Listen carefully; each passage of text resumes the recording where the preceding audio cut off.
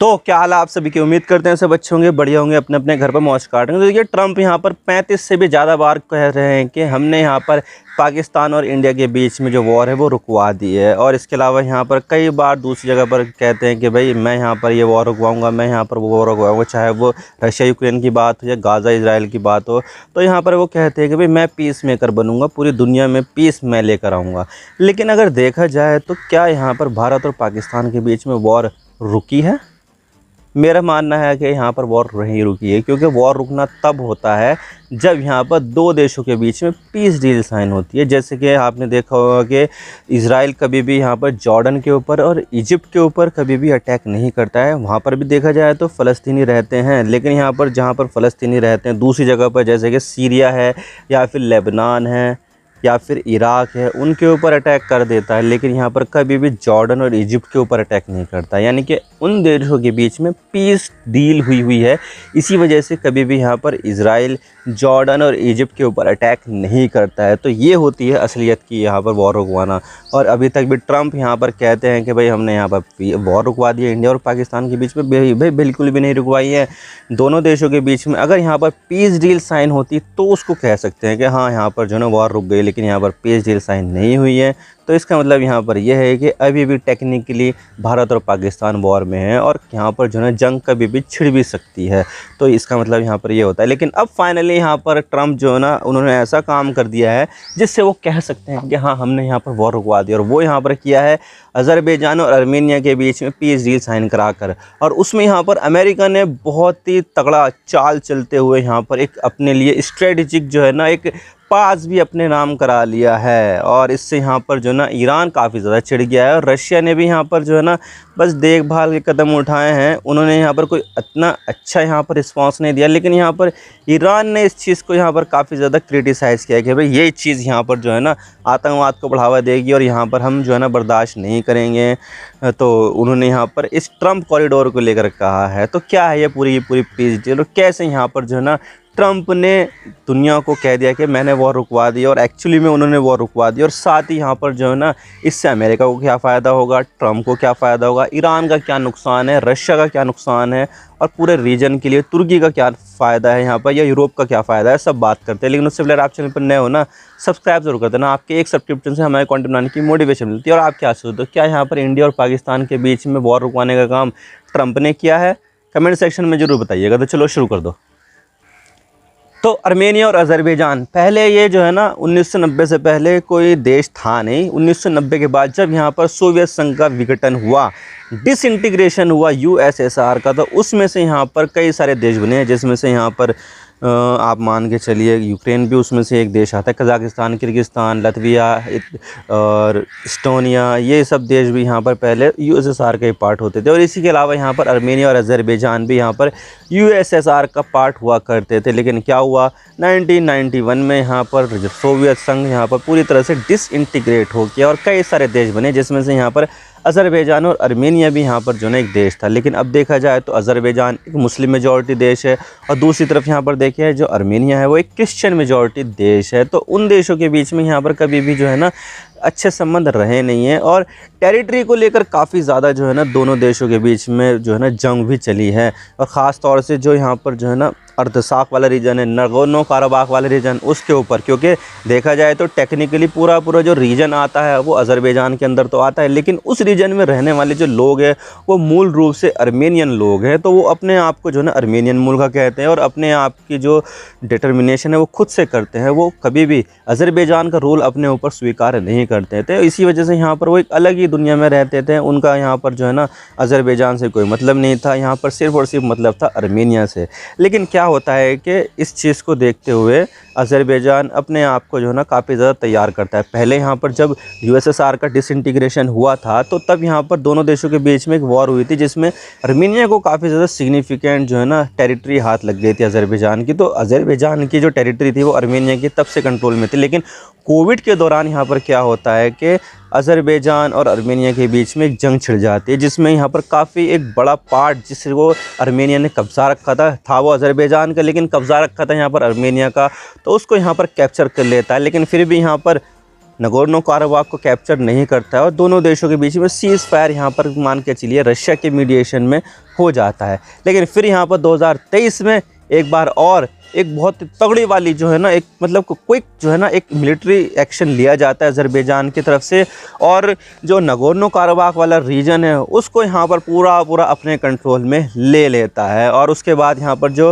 Armenian की जो population है उसको कह दिया था कि अज़रबैजान ने कि तुम चाहो तो यहाँ पर रह सकते हो, नहीं तो यहाँ पर तुम आर्मेनिया से जा सकते हो। लेकिन उन्होंने फिर भी अज़रबैजान के रूल को स्वीकार नहीं किया और उनको यहाँ पर ऑप्शन था कि वो वहाँ पर रह सकते थे, वहाँ की नागरिकता ले सकते थे, लेकिन उन्होंने पूरा यहाँ पर जो नगोर्नो काराबाख है उसको छोड़ दिया और चले गए वापस से आर्मेनिया में। तो इस तरह से यहाँ पर 3 बार जंग हुई है। शुरुआत में जब यूएसएसआर डिसइंटीग्रेट हुआ वहाँ पर जंग हुई, तो तब यहाँ पर आर्मेनिया ने काफ़ी ज़्यादा जो है ना अज़रबैजान का लैंड कैप्चर कर लिया था। लेकिन अब यहाँ पर जो 2 जंग हुई उसमें यहाँ पर अज़रबैजान को काफ़ी ज़्यादा सिग्निफिकेंट गेन हुआ, क्योंकि उसके पास पैसा था, तेल और गैस का पैसा बहुत ज़्यादा आया था।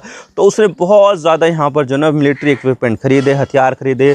और जो फर्स्ट ड्रोन वॉर जिसको कहा जाता है टेक्निकल टर्म में कि पहली ड्रोन वॉर किसके बीच में हुई थी, तो वो हुई थी यहाँ पर अज़रबैजान और आर्मेनिया के बीच में। यहाँ पर क्लियर कट मेजॉरिटी और क्लियर कट यहाँ पर जो विजेता निकल कर आया था वो अज़रबैजान, क्योंकि उसको यहाँ पर जो ड्रोन्स वगैरह सप्लाई कर रहे थे वो कौन देश कर रहे थे, टर्की, जिसके ड्रोन काफ़ी ज़्यादा खतरनाक होते हैं, इंटरनेशनल मार्केट में उनकी जो है ना पॉपुलैरिटी काफ़ी ज़्यादा है। इसके अलावा यहाँ पर इसराइल के भी ड्रोन यहाँ पर अज़रबैजान के पास थे। देख रहे हो आप, एक मुस्लिम देश और एक यहूदी देश एक मुस्लिम देश को सपोर्ट कर रहे थे एक क्रिश्चियन देश के अगेंस्ट। तो आप देख सकते हो कि यहाँ पर जो जियोपॉलिटिक्स होती है उसमें यहाँ पर रिलीजन का कोई भी किसी भी तरह का मैटर नहीं होता। यहाँ पर सिर्फ और सिर्फ अपने जो है ना हित देखे जाते हैं।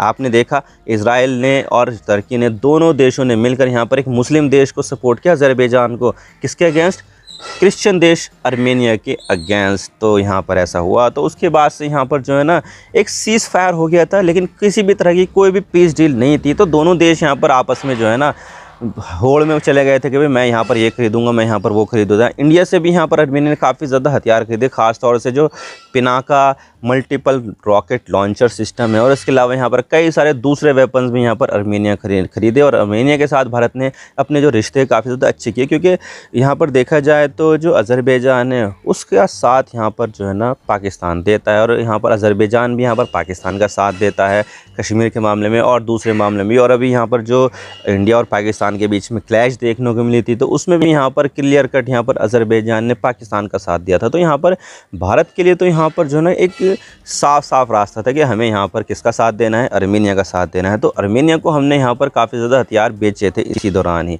लेकिन अब क्या होता है कि पीस डील तो हुई नहीं थी, तो कैसे किया जाए यहाँ पर पीस डील, किस तरह से यहाँ पर दोनों देशों को बातचीत पे लाया जाए, क्योंकि यहाँ पर जो रशिया है वो खुद यहाँ पर यूक्रेन में वॉर में उलझा हुआ है, तो दूसरी तरह की तो डिप्लोमेसी वो कर नहीं सकता था। तो उन्होंने अपना अलग ही रास्ता दिखाया। अब जैसे यहाँ पर ये पीस डील के लिए जो है ना बातचीत चलती है, कई राउंड की बातचीत चलती है और अब से नहीं चल रही है, काफ़ी लंबे समय से चल रही है, कई महीने हो गए हैं इसको। तो फाइनली अब जाकर दोनों देशों के बीच में पीस डील साइन हो गई है, और अब यहाँ पर टेक्निकली ट्रंप कह सकते हैं कि हाँ मैंने वॉर यहाँ पर रुकवा दी है और दोनों देशों के बीच में पीस डील साइन करवा दी है, और भविष्य में ये एक दूसरे के ऊपर अटैक नहीं करेंगे। लेकिन यहाँ पर जो ना पीस डील में ऐसा क्या हुआ है कि यहाँ पर अमेरिका को काफ़ी ज़्यादा फ़ायदा हुआ है। तो देखिए मैं आपको फ़ायदा बता देता हूँ। तो एक जो है ना ज़ांजिबार जो है ना एक कॉरिडोर है जो यहाँ पर अज़रबैजान को 2 टुकड़ों में काट देता है, और ये आर्मेनिया का पार्ट है। अब देखिए एक तो अज़रबैजान मेनलैंड जिसकी जो सीमा है वो कैस्पियन सी से मिलती है, और दूसरा एक नख्चीवन रेंज है जो अज़रबैजान का ही पार्ट है, लेकिन उसकी जो सीमा है वो तुर्की से भी मिलती है, आर्मेनिया से तो ऑब्वियसली मिलती है, और साथ ही यहाँ पर जो ना ईरान से भी मिलती है।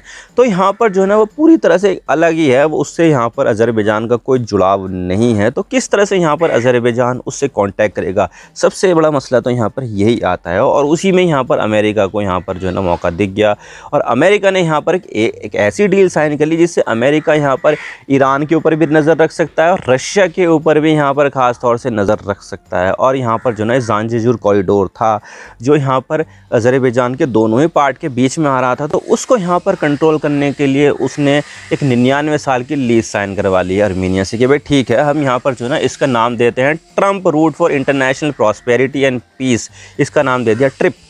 तो ट्रम्प रूट इसका नाम दे दिया, ट्रम्प के नाम पर इसको रखा गया। तो ट्रम्प ने यहाँ पर पीएचडी करवाई थी, तो ऑब्वियसली उन्होंने सम्मान के रूप में ट्रम्प का नाम दे दिया कि भाई इस कॉरिडोर का नाम यहाँ पर ट्रम्प रख देते हैं। और यहाँ पर इस कॉरिडोर पर कानून वगैरह जो भी होगा लागू होगा वो आर्मीनिया का लागू होगा, लेकिन यहाँ पर जो है ना जो इसको ऑपरेट करेगा वो एक कंसोर्टियम करेगा अमेरिका का। और अमेरिका यहाँ पर जो है ना रेलवे लाइन डेवलप करेगा, रोड डेवलप करेगा, गैस लाइन डेवलप करेगा, फाइबर ऑप्टिक सब कुछ यहाँ पर वो डेवलप करेगा। और दोनों देशों को दोनों देश के एक देश के जो हिस्से हैं आपस में उसको कनेक्ट करेगा, और साथ ही यहाँ पर आर्मीनिया को भी कनेक्ट करेगा। और उसको जो लाइन सीधा जाके कनेक्ट करेगा वो तुर्की से करेगा, यानी कि यहाँ पर जो है ना अज़रबैजान से रास्ता जाएगा आर्मीनिया होते हुए, फिर अज़रबैजान का जो दूसरा पार्ट है नक्चीवन होते हुए, फिर उससे यहाँ पर जो रास्ता जाएगा वो टर्की जाएगा। और टर्की में पहुंचने के बाद पूरा जो यूरोप है वो पूरा आर्मीनिया से भी कनेक्ट हो जाएगा, और साथ ही यहाँ पर अज़रबैजान से भी कनेक्ट हो जाएगा। तो इस तरह से यहाँ पर जो है ना अमेरिका को ये फ़ायदा हुआ है कि ईरान के साथ तो उसकी दुश्मनी चलती रहती है, तो ईरान का जो बिल्कुल उसके बैकडोर पे खड़ा हो जाएगा। और इसी वजह से जो ईरान है वो इस कॉरिडोर से ख़ास तौर से नाराज़ है कि यहाँ पर अमेरिका के पास ये कैसे आ गया। अमेरिका यहाँ पर जो है ना मेरे ऊपर नज़र रखेगा, मेरी सारी एक्टिविटी पर नज़र रखेगा।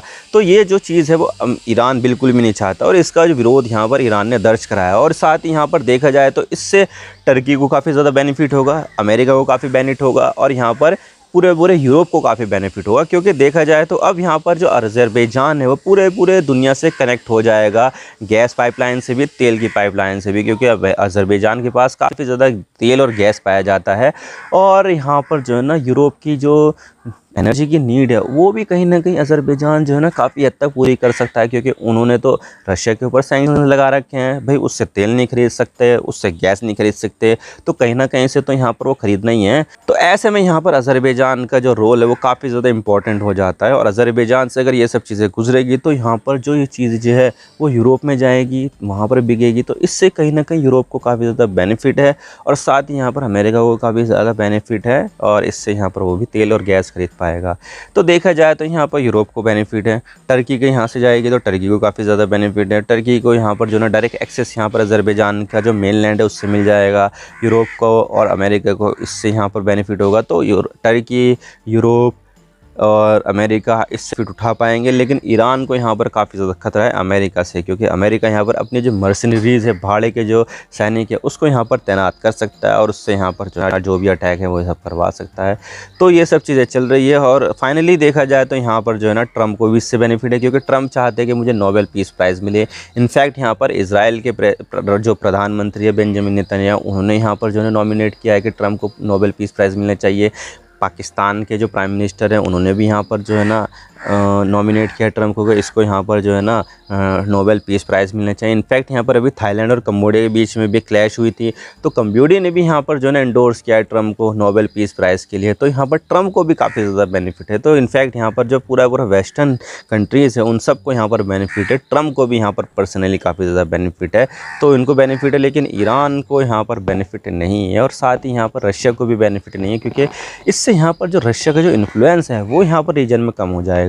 तो अब देखने वाली बात है कि आगे यहाँ पर ये देश क्या एक्शन लेती है, तो आने वाला वक्त बताएगा। ये आपको सारी बातें समझ में आएगी। वीडियो थोड़ा सा ही पसंद आए लाइक जरूर कर देना, और चैनल पर नए हो तो चैनल को सब्सक्राइब जरूर कर देना। आपके एक सब्सक्रिप्शन से हमारे कंटेंट बनाने की मोटिवेशन मिलती है। Thank you for watching, really appreciate your time, God bless you, now signing off.